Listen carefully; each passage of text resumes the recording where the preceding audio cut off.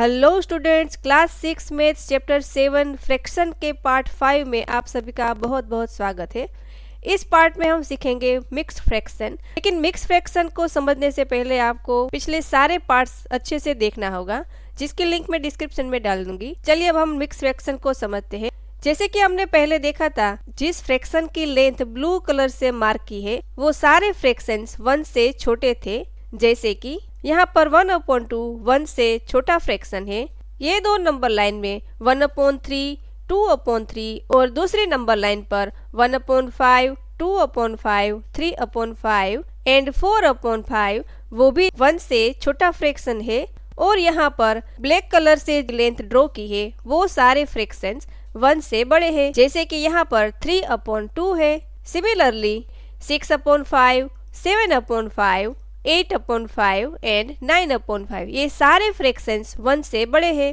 तो ये सारे फ्रैक्शंस को हमें इस बॉक्स के अंदर लिखना है, लेकिन जो 1 से छोटे हैं वो हमें लेफ्ट साइड की ओर लिखना है। जैसे कि 1/2 2/3 2/5 एंड 4/5 ये सारे फ्रैक्शंस 1 से छोटे हैं और जो भी फ्रैक्शंस 1 से बड़े हैं वो सारे यहाँ पर लिखना है। जैसे कि 3/2 6/5 7/5 8/5 एंड 9/5। तो पिछली वीडियो हमने जैसे सीखा था कि जो फ्रैक्शंस 1 से छोटे हैं उसके अंदर न्यूमरेटर छोटा होता है और डिनोमिनेटर बड़ा होता है। सेम वे जिस फ्रैक्शंस की लेंथ 1 से बड़ी होती है उसके अंदर न्यूमरेटर बड़ा होता है और डिनोमिनेटर छोटा हो जाता है। क्लियर बच्चों? आगे हम समझते हैं कि we know that 3/2 5/2 and 7/2 are all greater than 1 unit. यानी कि ये सारे फ्रैक्शंस 1 से बड़े हैं क्योंकि यहाँ पर न्यूमरेटर बड़ा है और डिनोमिनेटर छोटा है। ठीक है बच्चों, तो इसे सबसे पहले हम नंबर लाइन पर अच्छे से समझते हैं। तो यहाँ पर हमने 0 से 4 तक के नंबर्स ड्रॉ कर लिए हैं और यहाँ पर डिनोमिनेटर 2 है, इसीलिए 0 और 1 के बीच में 2 पार्ट्स हो जाएंगे। यानी कि जो फ्रैक्शनल यूनिट है वो हो जाएगा 1/2। तो ऐसे 2 पार्ट्स मिलके हमें होल यूनिट मिलता है। ठीक है बच्चों, और ऐसे 4 पार्ट्स मिलके हमें 2 होल यूनिट्स मिलते हैं।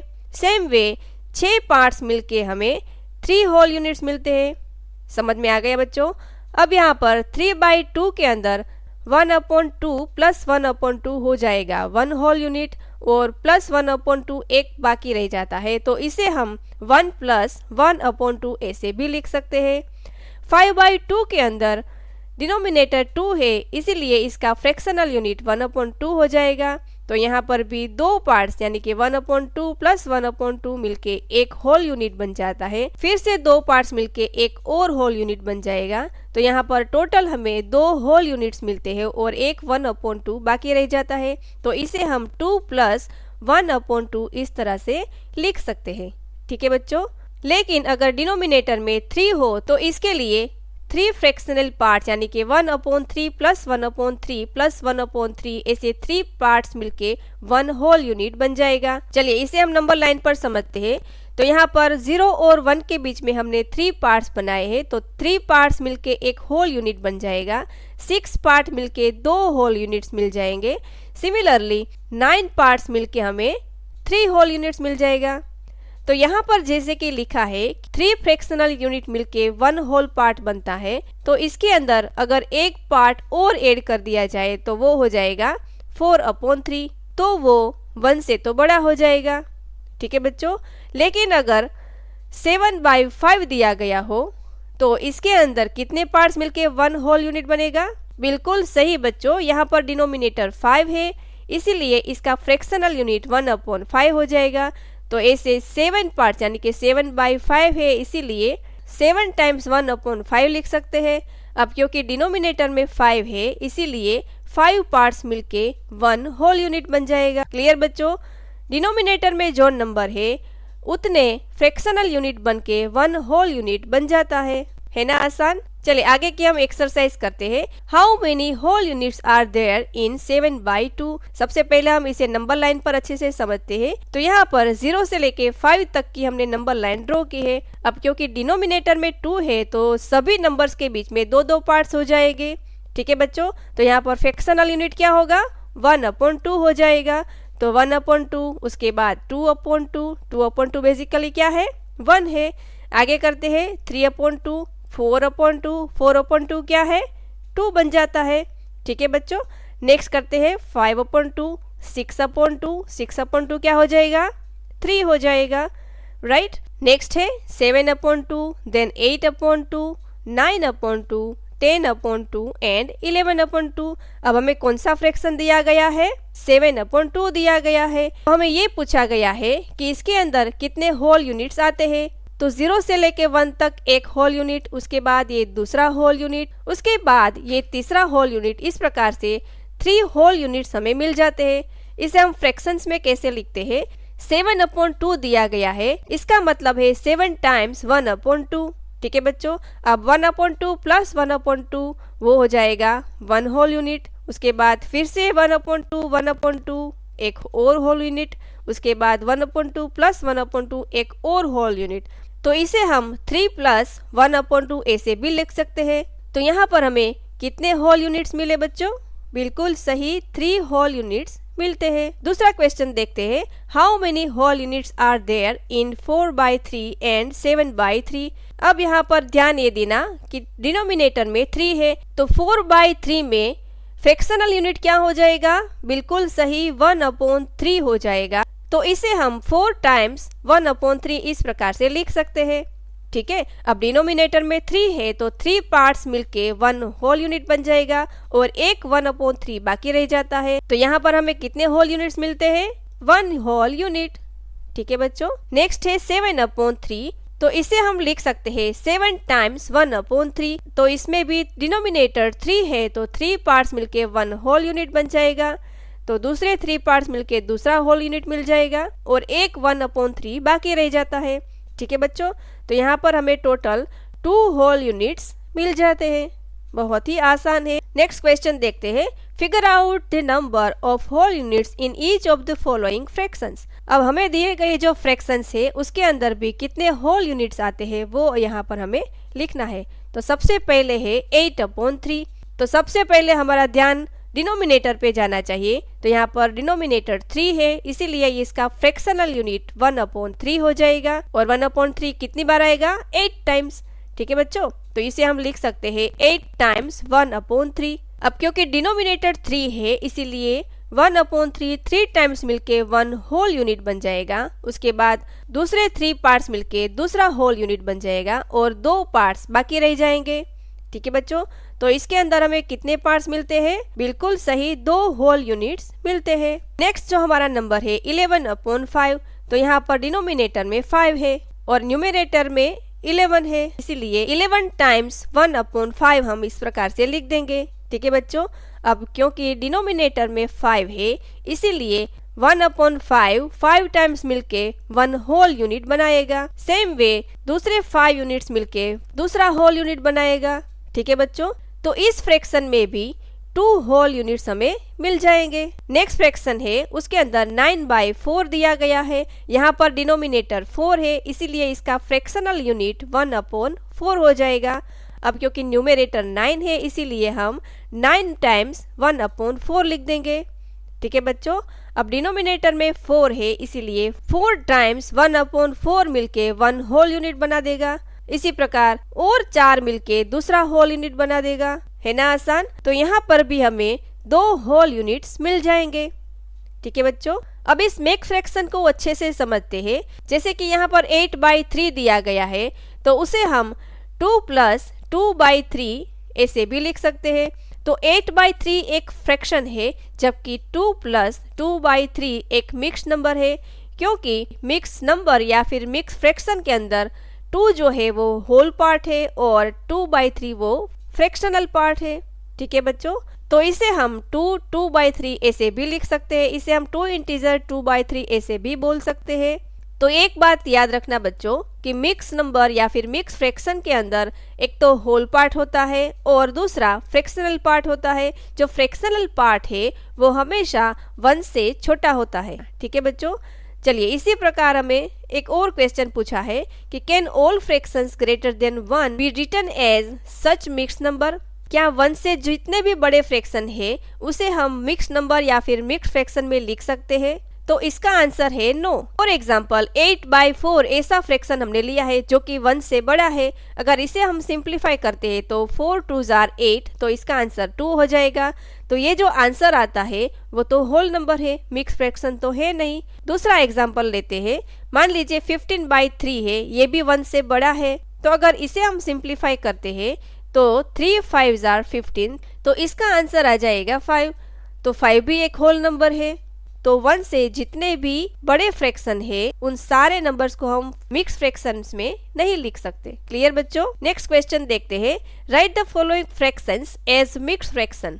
यहाँ पर एक हमने एग्जाम्पल दे दिया है कैसे लिखना है। अगर 9/2 दिया है तो इसे हमें 9/2 इज इक्वल टू 4/1/2 इस प्रकार से आंसर लाना है। ठीक है बच्चों? तो इसे हम बहुत ही आसान तरीके से डिवीजन मेथड से करेंगे। जैसे कि 9/2 है, वो बेसिकली क्या है, 9 को 2 से डिवाइड करना है। तो यहाँ पर करके देखते हैं। 9 डिवाइडिंग बाय 2, तो 2 के टेबल में 9 तक हमें जाना है, तो 2 4s are 8। ठीक है बच्चों? आगे तो नहीं जा सकते क्योंकि 9 से बड़ा हो जाएगा। अब इन दोनों का हमें सब्ट्रैक्शन करना होगा। तो 9 में से 8 जाएगा तो हो जाएगा 1। ठीक है? तो अब इसे हमें अरेंज कैसे करना है। तो यहाँ पर डिनोमिनेटर में जो 2 था वो एज इट इज डिनोमिनेटर ही रहेगा। ठीक है बच्चों? और यहाँ पर ऊपर जो हमें 4 क्वोशेंट मिला है वो हो जाएगा होल नंबर पार्ट। ठीक है? और यहाँ पर जो रिमाइंडर बचता है वो हो जाएगा न्यूमरेटर। बहुत ही आसान है, 2-3 फ्रैक्शंस की प्रैक्टिस करेंगे तो हमें अच्छे से आ जाएगा। ठीक है? तो इसका आंसर आएगा 4 इंटीजर 1/2 या फिर 4 1/2 ऐसे भी बोल सकते हैं। ठीक है बच्चों? दूसरा नंबर देखते हैं 9/5। तो 9 को हमें 5 से डिवाइड करना है, तो 5 1s are 5। जब इसे हम सब्ट्रैक्ट करेंगे तो हमें मिल जाएगा 4। ठीक है बच्चों? तो जो हमारा डिनोमिनेटर था वो तो एज इट इज 5 ही रहेगा और जो क्वोशेंट है वो होल नंबर हो जाएगा। तो यहाँ पर हमारा आंसर आएगा 1 4/5। है ना आसान? नेक्स्ट नंबर देखते हैं 21/19। तो 19 के टेबल में 21 तक हमें जाना है, तो 19 1s are 19। अब 21 में से 19 को सब्ट्रैक्ट करेंगे तो हमें मिल जाएगा 2। ठीक है बच्चों? तो डिनोमिनेटर तो एज इट इज रखना है, तो हमारा आंसर आएगा 1 2/19। ठीक है बच्चों? नेक्स्ट नंबर देखते हैं 47/9। तो 9 के टेबल में हमें 47 तक जाना है, तो 9 5s are 45। ठीक है बच्चों? अब इन दोनों नंबर का हमें सब्ट्रैक्शन करना है, तो 47 में से 45 लेस करेंगे तो हमें मिल जाएगा 2। ठीक है बच्चों? तो इसका आंसर आएगा 5 2/9। ऐसे ही मिक्स नंबर में अरेंज कर देना है। क्लियर बच्चों? नेक्स्ट नंबर देखते हैं 12/11। तो 11 1s are 11। अब यहाँ पर हम दोनों का सब्ट्रैक्शन करेंगे तो हमें मिल जाएगा 1। तो यहाँ पर डिनोमिनेटर तो एज इट इज 11 ही रखना है। ठीक है? तो यहाँ पर हमारा आंसर हो जाएगा 1 1/11। अगर आपको ये अच्छे से समझ में आ गया हो तो ये जो नेक्स्ट क्वेश्चन है 19/6, इसका आंसर आपको हमें कमेंट करके बताना है। ठीक है बच्चों? चलिए आगे का समझते हैं। Can we write a mix number as a regular fraction. अब तक हमने क्या देखा था बच्चों कि रेगुलर फ्रैक्शन को हमने मिक्स नंबर में कन्वर्ट किया था। अब हमें ये पूछते हैं कि क्या हम ऐसे मिक्स नंबर को भी रेगुलर फ्रैक्शन में कन्वर्ट कर सकते हैं। तो इसका आंसर है कि यस, मिक्स नंबर को भी हम रेगुलर फ्रैक्शंस में लिख सकते हैं। तो जया कहती है कि व्हेन आई हैव 3 + 3/4, इसका मतलब क्या है कि इस फ्रैक्शन के अंदर 3 होल यूनिट पार्ट्स है और 3/4 जो है वो फ्रैक्शनल पार्ट है। ठीक है? अब क्योंकि डिनोमिनेटर में 4 है इसीलिए 1/4 4 बार मिलकर एक होल यूनिट बनाएगा। तो यहाँ पर 3 होल यूनिट पार्ट्स है, तो इस प्रकार से 3 यूनिट्स मिल जाते हैं और बाकी जो बचता है 3/4, इसका मतलब है 3 टाइम्स 1/4।